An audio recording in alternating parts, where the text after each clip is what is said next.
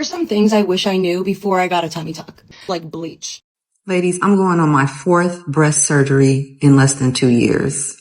I had a botched nose job in Turkey, and if you don't want that to happen to you, then watch this video. I had skin removal surgery in November, and I have been botched.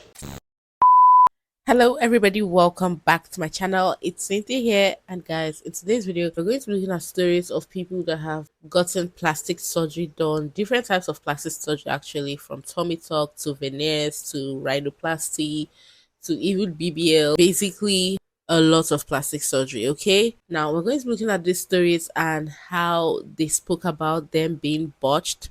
Now I know for some plastic surgeries like tummy tuck, a lot of moms try to do that immediately after having all their kids because they do not like how their body looks like, or excess skin from your weight loss. You may think of getting a tummy tuck. So these are some of the reasons why some of these people actually had these surgeries done. We're going to be listening to them tell us how botched they've become and how they regret even going under the knife. But yes, beautiful people, without wasting too much time, let's get right into this video. Hello. So for those who are new here, I'm Victoria. I had skin removal surgery in November, and I have been botched. So I had an FDL tummy tuck on top of a paniculectomy, and I was also given a pubic lift and belly button relocation. I was told that when I looked down, I would be able to see my kitty cat. I would be flat. We aren't flat here. This hurts so bad still. I'm 4 months out. I followed my instructions. I wore my binders. I woke up from surgery knowing something was wrong. So this is all excess skin. I was told all of this would be removed. The whole point of adding this incision here was so that they could take it and squeeze it in. She showed me in the mirror that this would all be gone. As you can see, there's a lot there. And then this here was going to go straight across. As you can see, we've got a newborn looking butt type thing over here. I have no idea what it is, but it's horrendous. This is what I noticed when I woke up from surgery, and I was like, maybe it's swelling, and then we watched it. I was told at the beginning she would be willing to revise it, but she changed because of all the other complications that I will get into. But she also did the pubic lift. As you can see, that was poorly done. She pulled up right there, and it's not smoothed over. It's very, very hard over here, and you can see that line. It's like it just went instead of smoothed out. Very, very uncomfortable for me. And like I said, this through clothes, I mean, it's like, it looks awful. This is painful. Can we talk about, I have no idea what this is. Apparently it's a new belly button, but I literally have no idea. I mean, I had an innie before, so you guys, this is really awful. Like, this is my body, and I'm sharing it because I just feel like I have to get the message out. This is not okay. So, not only did I go through all of that, but she admitted to prematurely causing an infection, which led me to having to be placed in a wound vac. I was told it would only be about 48 hours as long as redness went down. I was stuck with a wound vac through holidays while she took off to California and said she'd get to me before New Year's. So that's just a series of the abuse I've been through. And no, she's not willing to fix it. This is sad. Like, I know some people are looking for money, but like, if you know you cannot do something, please don't do it. Don't do it to people. Don't destroy people's bodies. Clearly, this lady she went to doesn't know her job. It looked really awful. I feel so bad for this lady. All she wanted was a flat tummy, right? And then she got all these complications added. She didn't even get the flat tummy, guys. I think this lady is really brave for showing her body like this and sharing her experience. It takes a lot for somebody to just put this type of things out there to the public. Imagine going to Turkey for a boob job and coming back with a mastectomy. Chloe, who was a mother of 5 from Norfolk, travelled to Turkey in April for a breast augmentation procedure that she paid £3,500 for. It initially seemed that the surgery had gone well and she was discharged and flew back to the UK. What transpired in the UK is that she had developed a very serious infection and she had to return to Turkey in order to have surgery to remove the dead tissue from her nipple. Not only has she lost part of her nipple, but the headline here also suggests that there's a chance she may lose the entire breast as well. I've represented a lot of people over the last 10 years who have had cosmetic surgery abroad, and I really struggle to recommend it. Not necessarily because something is more likely to go wrong, because there are very good surgeons and very good clinics abroad, but because if something does go wrong, it's incredibly difficult to put right, both medically and legally. From a medical perspective, the article alludes to it here, which is that if you have surgery abroad and you subsequently need treatment in England, you may struggle to find an NHS doctor who will treat you. The NHS don't routinely perform cosmetic procedures, so they're not as well briefed in what can go wrong, and also if you come from abroad, they don't necessarily know what potential infections you could have brought with you or have the right treatment for those. Which then means you might have to fly back to the country where you had the surgery, as Chloe has done here. That creates a critical delay in the diagnosis and treatment of that infection, and it also potentially exposes you to further infection in the travel. From a legal perspective, again, one issue is mentioned here in the article, which is insurance. There aren't the same insurance regulations in other countries outside of England, so there's no guarantee that the person you go to will even have insurance to pay any compensation if you are owed it. Secondly, your right to even pursue a claim is in jeopardy when you go outside of England and Wales for surgery. In many cases, you're not entitled to pursue a claim in your home country of England, and if you're forced to pursue a claim in the foreign country, that may not be viable for financial reasons. So whilst cosmetic surgery abroad may look cheaper on the face of it, it could end up costing you significantly more if something goes wrong. So my advice would always be to save up and stay at home. This is quite unfortunate. I'll never understand the people that pay less for a major surgery because it's expensive in their home country. Because like the disadvantages are just glaring at you. First of all, it's cheap. I have a problem with something that is extremely cheap compared to the price that I'm hearing frequently. Secondly, like she said, if things go wrong, it's going to be hard for you to get it rectified. Thirdly, when you're in your own country, doctors may not want to attend to you because they did not perform the surgery on you. So, like, the whole thing is just a disadvantage for me. And yes, I know some people get it done abroad and then they're lucky, they have good results, they're okay with the results, no complications. But, like, to those other people that have complications, it's going to be really tough. Ladies, I'm going on my 4th breast surgery in less than 2 years. I'm emotionally exhausted, so sit back, grab a drink, and let me tell you a little story. I first got my breast done, 485 cc's, saline, and this was probably in like 2007. One day I literally woke up and I was like, you know what? I want them bigger and I want silicone. So I scheduled the surgery and did that. So I went up to 700 cc's of silicone. A few months later, I started noticing something happening to my right breast, only the right breast, but I wasn't sure what it was. One day, my little sister was at my house and I said to her, I took my shirt off. I said, why did my breast look so different? Why does one look like a completely different boob? So she kind of touched it and looked at it and she was like, I think you have capsular contracture on your right boob. And sure enough, that's what it was. For those of you who don't know what that is, it is your body's defense system noticing that there is something foreign in your body and it starts building like this hard tissue around it. And that tissue causes the implant to be really hard and really high. So one boob was up here and one boob was down here. So scheduled surgery, went in to see the same surgeon, had I believe it's called a capsulectomy. I may be saying that wrong. And everything was fine. So I thought. A few months later, I noticed it happened again. Same breast. So this time I'm like, okay, let's do something different. That different thing that I did was just found a new surgeon. I went to a surgeon in Tampa and she came up with this whole plan and she was going to put some mesh in and do all of these things. And yeah, I had surgery again in December of 2022. This time I went to 650 instead of 700 cc's. I was in Atlanta in May. This was 5 or 6 months after my surgery, and I was asleep with no bra on. And when I woke up, the right breast implant had completely flipped, and you could tell it just looked so weird.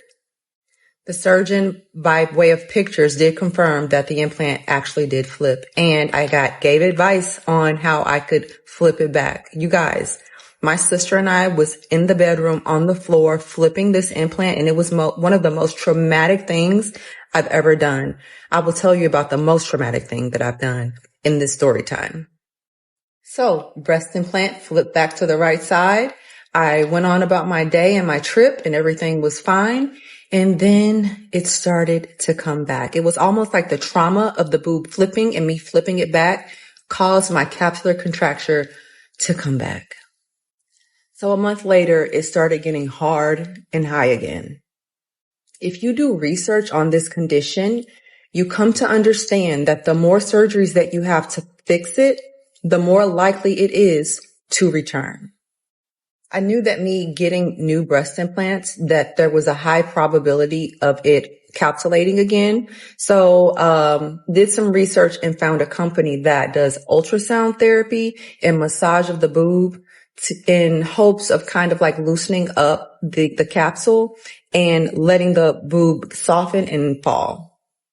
The massaging part of it was one of the most painful things I've ever done in my life. It was so traumatic. And because I was already at a stage 3 of my capsular, meaning it was really hard and really tight and really high, it was kind of a lost cause for me, but I just went in as a last resort before I did the final thing that I can do. I have to get them taken out.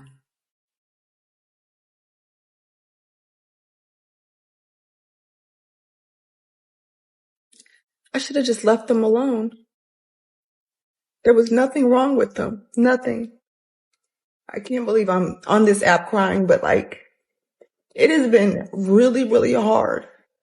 It's been so much pain and discomfort and just me being so self-conscious about it.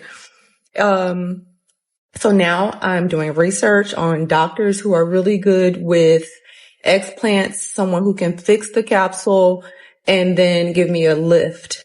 It is so important before you do anything that you know the risk involved. And I know that I did this. You always hear them telling you these things, but you don't think it can happen to you until it does. Another thing is capsular contracture. They will have you think, oh, it's just a very small percentage of women that this happens to. And it's not true. It's not true. I just wanted to share, ladies, stop doing the most like I did. Learn from me and learn from my mistakes. And if it's not broke, don't fix it. Just leave it alone.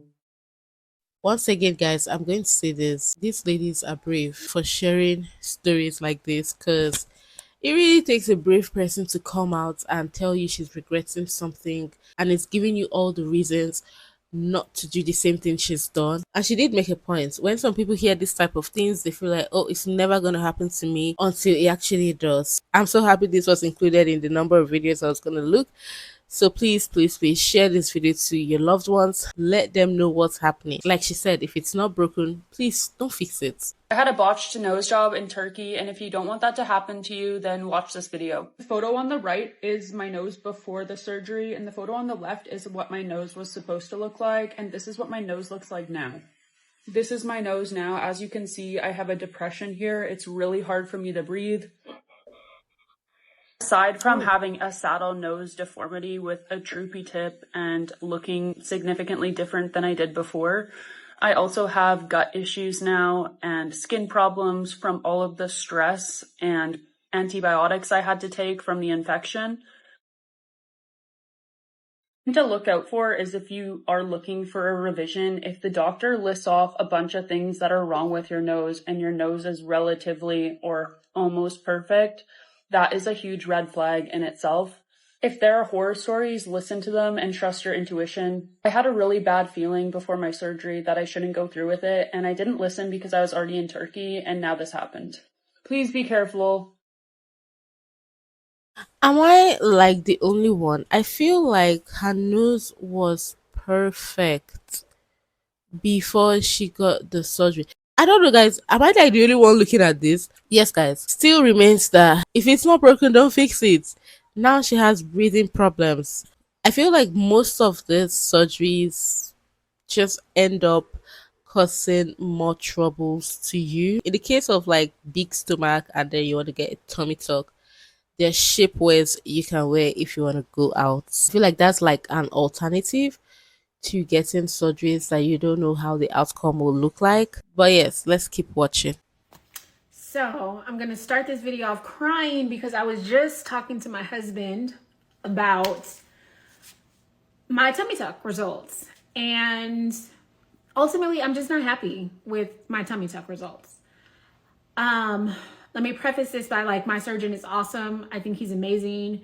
He did my breast reduction and arm lift last year, and then this year he did my tummy tuck and my bra line back lift.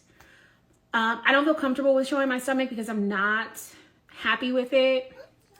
And that's really disappointing because I have worked incredibly hard to lose 90 pounds.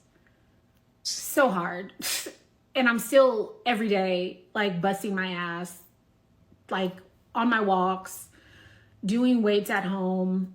I get to go back to solid core this weekend, which I'm so excited about. But this has been a long journey, and my stomach, I think my stomach looks like some people's pre-tummy tuck photos. Now, don't get me wrong, he took off skin. Like, my tummy was hanging and it is no longer hanging, but it's not the afters that you see on his Instagram. You know what I mean? Like, it's not there. And I'm 12 weeks post-op, so I know I still have some swelling. But even with the swelling, there's still skin left over. It's not contoured. It just doesn't look right. And this was such a major investment. It needs to look right. Like, it needs to look right. So anyway, I go in October. We're going to do a revision. I'll meet with him closer to October to determine exactly what that looks like. I will likely lose more weight by October. I'm so sick of having to lose weight. I'm so sick of it. But I mean, I work out anyway, so weight is gonna come off. But yeah, so that's where we're at, and that's why I'm getting a revision to my tummy tuck in October. So let me know if you have any other questions. And like, I have videos recorded and stuff. So once we're done with the next procedure, I'll probably show like a progression of what things look like. But in my head, I have a vision. I'm a planner also, like I'm a creative. I have a vision, and that vision has not been fulfilled as of yet. So stay tuned. She said it's not her surgeon's fault. So I'm guessing if it's not your surgeon's fault, then maybe it's because she had a lot of excess skin, and getting rid of a lot of excess skin was like impossible for the surgeon. So he took what he could take, and she still feels like she hasn't gotten the result she wanted yet. I saw somewhere that some tummy tucks actually require like 2 to 3 surgeries. I don't know, guys. I honestly don't know. I just saw it somewhere, but correct me if I'm wrong. When depending on the amount of excess skin you have, it can determine how many surgeries you go for. But yes, another thing is you not liking your results, which can be the worst thing ever, especially if you saved your life to get that, like saved heaven and earth to be able to pay for that, and then you're not okay with the results. It can be really traumatic. Plastic surgery is going wrong, part 3. Emmeline Nguyen was a young teen who wanted to get breast implants. This surgery is normal and usually has high success rates. But when going in for the surgery, Emmeline did not know what was about to go down. The doctors put her under anesthesia and left for 15 minutes without watching her. And when the nurse came back, she noticed she was blue and in a coma-like state. Turns out she went into cardiac arrest before the procedure even began. They left her there for 4 hours instead of calling the cops. When Emmeline woke up, she was in a vegetable state, unable to really talk or even move. Her parents believe she's either gone now or literally trapped inside of her own body. Other doctors believe there was too much anesthetic used. Be careful who you trust working on your body. Oh my goodness. There's so many things associated with this whole surgery of a thing. We only pray and hope that if you're gonna get it done, make sure you're like in the right hands. Because now this young teen did not even get the opportunity of even having the surgery done. As if I'm just walking down the road and I laughed and my teeth went out on the floor. No, why me? Oh. I couldn't give a what you say about my teeth. Like, I'm happy with them. You lot are just hating. Because I'm here living my best life and you're all just hating on me because you're jealous. Because you ain't got teeth like me. Maisie had her teeth done recently and is absolutely over the moon with them. They are exactly how I wanted them. The deal I got was unbelievable. So I got 12 bottom, 14 top, and it's cost me 1,700, I think it was. Teeth are still so sensitive. I think it's brought my features out a little bit. Do you know what I mean? Like to the side. But I'm all for it. Like, I'm actually all for it. The comment section is like, they're not real, are they? To all the people that love my teeth, like, big up to you. To all the people that don't, I have a bad on you. She thinks they're okay. I mean, she's the one carrying them. She thinks they're okay, good for her. But like, this is the problem. Some people don't even know where they're botched. She's the one with the teeth and she loves them. Let's keep moving. It's the worst botched case that I've seen or helped fix. One in particular was a person who went overseas, had their tummy tuck, had everything stitched up, but on the way back, on the flight back, all the stitches opened up. And so while they were on the flight, their entire tummy tuck and entire tummy had opened up, and when they finished landing, they went straight to a hospital to try and get that fixed. I think that was quite shocking for the patient, and also then for us to try and correct that when there wasn't enough skin to bring everything together. That was tough. Oh my goodness. Imagine being on the flight and then your entire tummy is open. Doesn't that give room for like infection? I think the worst thing is as well, right, I spoke to customer services and they said to me, that's how it's supposed to be, that's like the length of my teeth. This is not the length of my teeth, and don't tell me you'd let your daughter walk around looking like this. Huh? Are they that bad? Hang on, let me start again. Fresh eyes, let me start again. They're fucking awful. Is this even real? Don't even know where to start from. I'm even wondering why she's not in tears already. This is bad. Whoever did this to her maybe has like an internal beef with her, because what? There are some things I wish I knew before I got a tummy tuck. So a little backstory, about 15 years ago, I had a major weight loss, which left me with excess skin. If you know anything about excess skin, you know that you can't work that out. There's no way to get rid of it except for cosmetic procedures. So needless to say, I've wanted this surgery for a really long time. And I did research. Don't get me wrong. I did research. I knew there were risk of complications. I signed all this consent paperwork. And I also want to say in no way is this the plastic surgeon's fault. In their practice, they've been wonderful. I really do wish someone told me or emphasized risks. And I never ever thought that anything can happen to me. And I think that's part of the problem. You know, you never think it's going to be you. And when it does happen, it's horrible. It's devastating. This video has once again opened my eyes to the fact that if you're not okay with any part of your body, just manage it. Just live with it. You never know it can happen to you until it actually does happen to you. I mean, if it's not causing you any major health problem, I think you can live with it. But yes, beautiful people, I've come to the end of the video. Let me know what you all think about this in the comments. If you enjoyed it, please don't forget to give the video a fat thumbs up. If you are not subscribed, consider subscribing, and I'll see you in my next video. Bye.